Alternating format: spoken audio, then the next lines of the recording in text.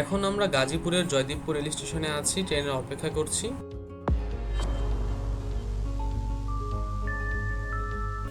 কিছুক্ষণের মধ্যেই আমাদের কাঙ্ক্ষিত চিত্রা এক্সপ্রেস খুলনাগামী ট্রেনটি প্ল্যাটফর্মে এসে উপস্থিত হলো এবং আমরা সকলেই আর কি তাকিয়ে তাকিয়ে দেখছিলাম। এবং এখানে 3 রকমের রয়েছে, স্নিগ্ধা, এসি এবং শোভন চেয়ার।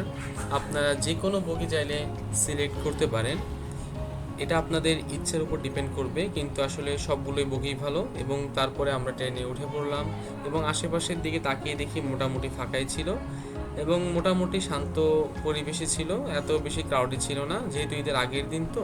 পরে আমরা সিটে বসে পড়লাম এবং আশেপাশের দৃশ্য দেখছিলাম এবং যমুনা ব্রিজের উপর দিয়ে যাচ্ছিলাম আর কি।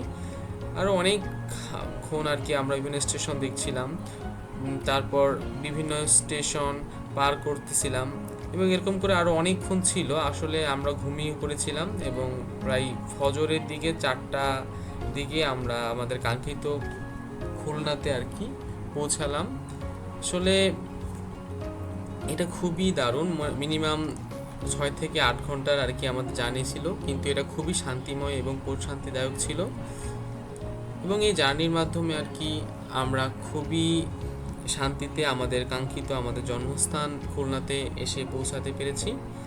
এবং আপনারা যারা ঢাকা বিমানবন্দর বা গাজীপুর থেকে ট্রাভেল করতে চান তারা অবশ্যই চিত্রা এক্সপ্রেস অবশ্যই বা সুন্দরবন এক্সপ্রেস গ্রহণ করতে পারেন। এবং আমি আমার সাইনবোর্ডে এসে দেখাইলাম যে আমার এটাই হচ্ছে খুলনা, আমার কাঙ্ক্ষিত স্থান। তা ভিডিও কেমন লাগলো অবশ্যই জানাবেন। ভালো থাকবেন।